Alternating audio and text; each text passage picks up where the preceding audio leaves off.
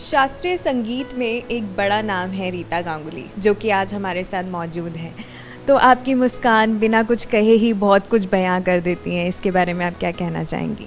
ये आपकी मोहब्बत है, और इंसान अगर सच्चा हो तो अपने आप ही उसकी मुस्कान में सच्चाहट आजकल दिखाई पड़ना बहुत मुश्किल है। सफलता के इस सफ़र में बहुत सी मुश्किलें रही होंगी उसके, और बहुत सी चुनौतियां भी रही होंगी, उसके बारे में क्या कहेंगी?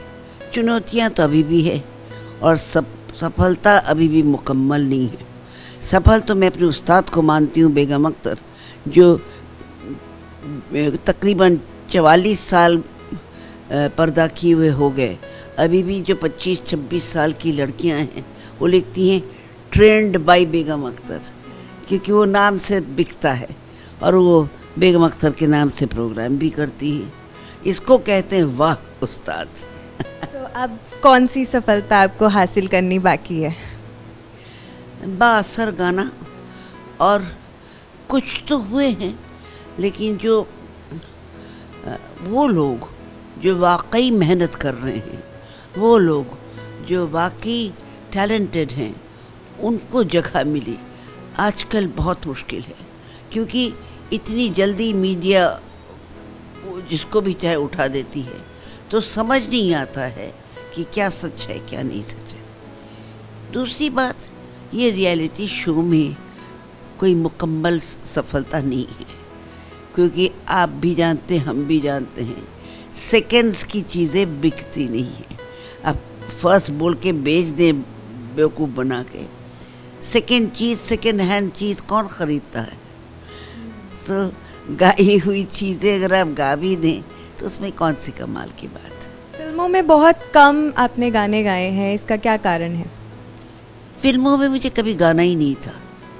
मुझे नहीं लगता है जिस किस्म के गाने मैं गाती हूँ वो नहीं होता। एक बार महादेवी वर्मा जी ने मेरी आवाज़ को चुनी थी अपने ज्ञानपीठ अवार्ड के लिए। उन्होंने कहा कि ये लता जी इतना मेहनत करके गाई थी और बहुत अच्छा गाई थी। उसका रिकॉर्ड लेके ज्ञानपीठ वाले गए थे। उन्होंने कहा कि जिनकी आवाज़ में चित्र तारकाएँ होठ हिलाती हैं वो मेरी गाना नहीं गा सकती हैं।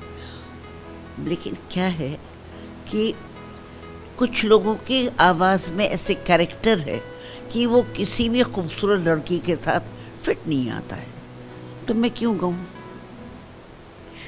कैसे उतरी आप खरी अपने दोनों उस्तादों की शिक्षा पे? देखिए, मेरे क्रेडिट में 8 सुनाम धन्य उस्ताद हैं। मेरी बस यही एक सक्सेस है कि जितने भी लोगों ने मुझे सिखाया, सब लोगों को जब पूछा गया कि आपकी शिष्यों में से कौन है, पहला नाम उन लोगों ने मेरा लिया। ये बहुत मेरी किस्मत है, यही मेरी एकमात्र सक्सेस है। That does not mean that I have become great.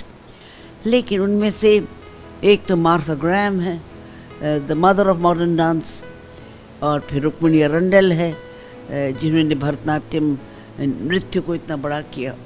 फिर आशान कुंजुकुरूप, वो उनका नाम और कथकली सिनोनिमस। मैं एकमात्र औरत जो उनके पास सीखी हूँ।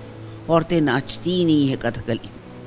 मैं इसी सवाल के बारे में आपसे जानना चाहती थी। परिवार नहीं चाहता था कि आप गायन करें, तो किस परेशानी से आप गुजरी उस समय में, और कैसे आपने ठान लिया कि नहीं हम तो गायन करेंगे? देखिए, उस वक्त मेरे पिताजी ने कहा, I was very good in studies बचपन से ही। तो उन्होंने कहा कि बेटा, हमारे ख़ानदान में लड़कों का, लड़कियों का गाना बजाना एंटरटेनमेंट काम नहीं है। हम लोग का काम है ज्ञान देना, विद्या लेना, और उसको दोबारा ज्ञान देना लोगों को। वो तुम खरे बनाओ, और उसके लिए जितना खर्चा चाहिए हम करेंगे। तुम विदेश में जाके पढ़ना चाहती हो, करो, लेकिन ये सब क्या, ये छोड़ो, कोई मतलब नहीं इसके लिए, ये तुम्हारे प्रोफेशन नहीं हो सकती। तो मैं बहुत मायूस हो गई। तो मेरी माता जी भी बहुत फिक्र करने लगी, ये क्या आपने बोल दिया, क्या क्यों मुश्किल क्या है? बोला, अब तुम समझती नहीं हो। फिर उन्होंने बोला, अपने बहनों को पूछ लो कि उनकी इजाज़त है। मैंने कहा ऐसा क्यों? क्योंकि तुम्हारी शादी तो होगी नहीं और उनकी भी मुश्किल हो सकती है। तो वो लोग सब हंसने लगे, बाबा ये क्या बात है? क्योंकि मेरी बड़ी बहन बहुत अच्छा गाती थी, बहुत अच्छा, गीता घटक, वो कलकत्ते की लता मंगेशकर की हैं, बंगाल की। और सत्यजीत रॉय ने कहा था कि गीता घटक की आवाज़ में रविंद्रनाथ जिंदा हैं। तो इस किस्म की उनकी आवाज़ थी, तो उनके लिए कोई उन्होंने मना नहीं किया। लेकिन चूँकि मैं शास्त्रीय गाना चाहती थी, वो मुश्किल काम है। तो मैंने कहा अच्छा बाबा शादी कौन करना चाहता है, हम तो नहीं करना चाहते। बोले ये कह रहे हो बाद में होगी। मैंने कहा देखा जाएगा, ऐसे करेंगे ही नहीं जिसको जो हमें गाने नहीं देगा। तो पहले चलो ये ठीक है, पढ़ना तो पड़ेगा। मैंने कहा ठीक है, शर्त यूँ हुआ कि जिस दिन हम अव्वल नहीं आके सेकंड आएंगे, वो ना वो बोलेंगे ना हम पीछे जाएंगे, उस दिन से गाना बजाना बंद। ये बोला उन्होंने। ये कोई क्लास 8 में थी मैं। वो पढ़ाई शुरू करी कि क्लास 8 के बाद मेरे माता पिता जिससे मैंने कभी कोई पैसे नहीं लिए। I was throughout a scholar और आई टॉप्ड मेरे स्कूलिंग में भी। I topped in India and England, last batch था सीनियर कैम्ब्रिज का। और उसके बाद अपनी ग्रेजुएशन में टॉप करी, सो कभी सेकंड नहीं आई। और साथ साथ हमने नेशनल स्कॉलरशिप भी लिया। उस वक्त मुश्किल था नेशनल स्कॉलरशिप मिलना, लेकिन I enjoyed thrice national scholarship, जो कि एक ही नहीं मिलता। आजकल लोग एक चीज़ में भी एक्सपर्ट नहीं हो पाते, आप इतनी चीज़ों में एक्सपर्ट हैं, कैसे कर पाई ऐसा आप? देखिए ये गलत बात है आजकल, नई नैरो स्पेशलाइजेशन। ये शायद स्पूरियस खाना पीना का असर होगा, लेकिन हम लोग तो ठीक खाना पीना खाए हुए लोग हैं। बात ये है कि अकॉर्डिंग टू नाट्य शास्त्र, जो कि हमारा लास्ट PhD का सब्जेक्ट था, उसमें नायक वही है जो एक नहीं कम से कम चारों विद्याओं में पारंगत हो, तब आप उसको मानेंगे उस्ताद। ऐसे ही नायक नहीं मानेंगे। देखिए सब, जैसे किसी और को ले लीजिए, जैसे कृष्ण महाराज जी अच्छा तबला तो बजाते ही थे, उतने ही खुशगुलू थे और इतने अच्छे चित्रकार थे, इतने अच्छे मूर्तिकार थे।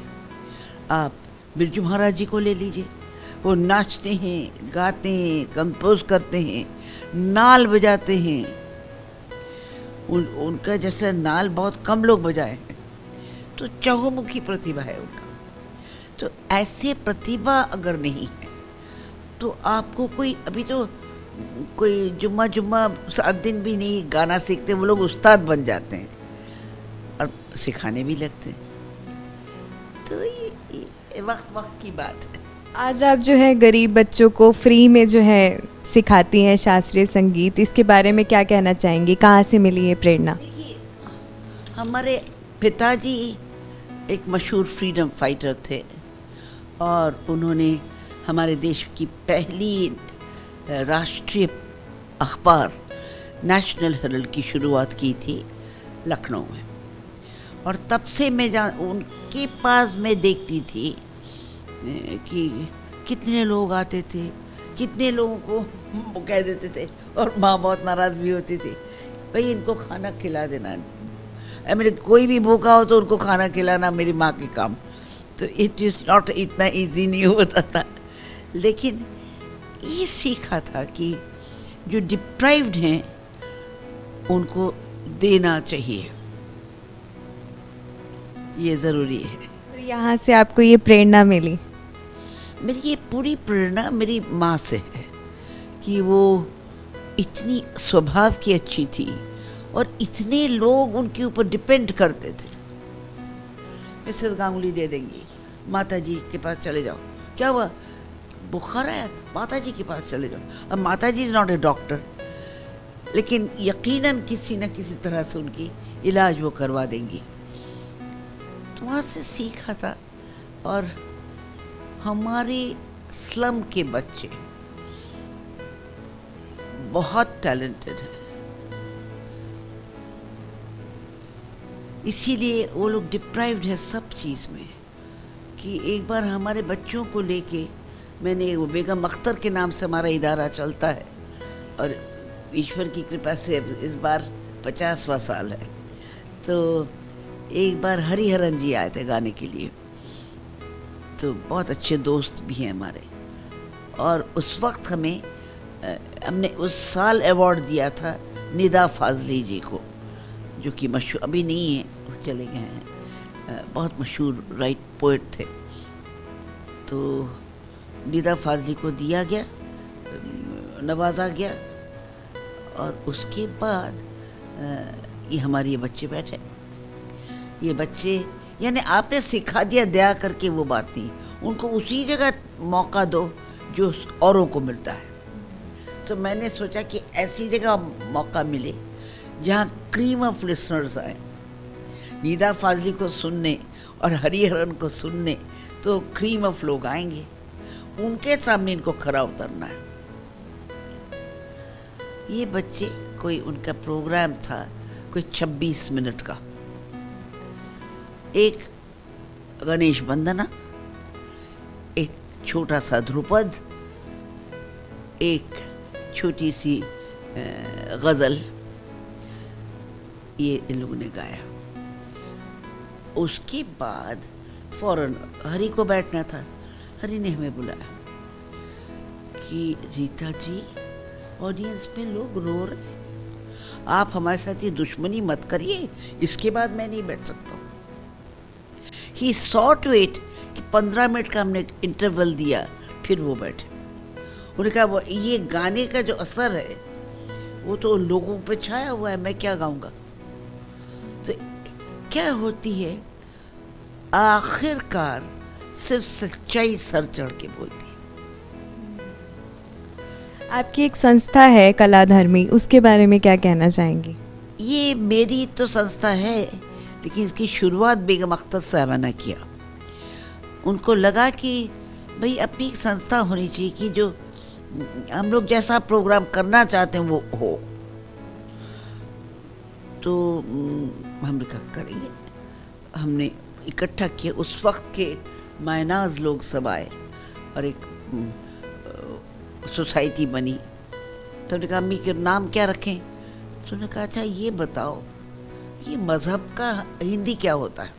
मज़हब, ये रिलीजन का। मैंने कहा धर्म। और चलो कला धर्म, कला धर्मी करो।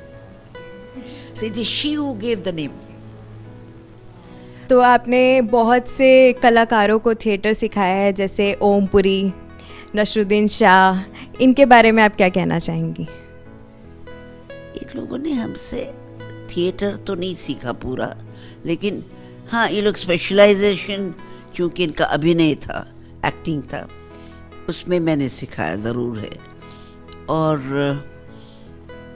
वो लोग बहुत होनहार थे और बहुत मेहनती थे, बहुत फोकस थे।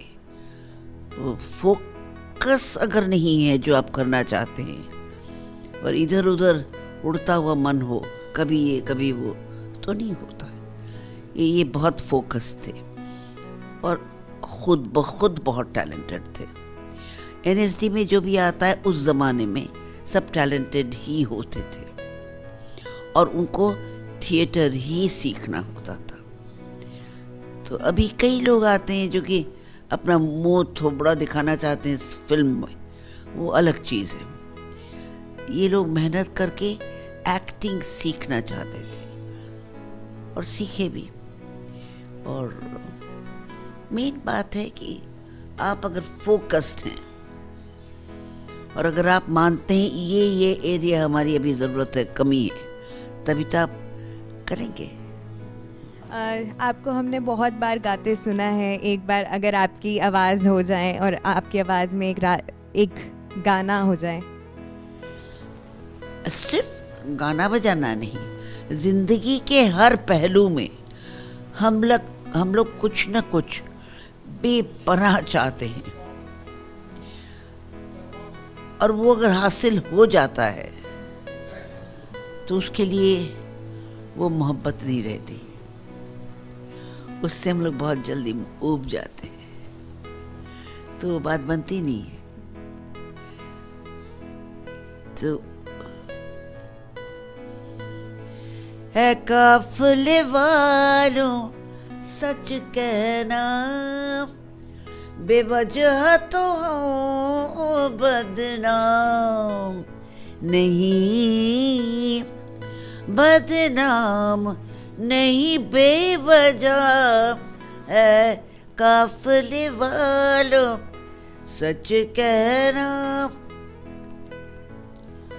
मंजिल की तमन्ना आम सही, मंजिल से मुहब्बत आम नहीं।